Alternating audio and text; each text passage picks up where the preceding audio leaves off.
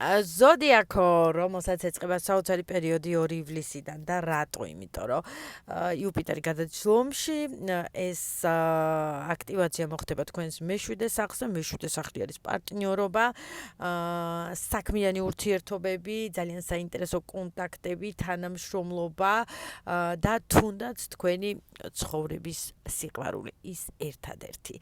ასე რომ დაელოდეთ ამ მომენტს და რასაც ისარგებლეთ, ეს პერიოდი დაიწყება 2 ივლისიდან 1 წლის განმავლობაში გაგრძელდება.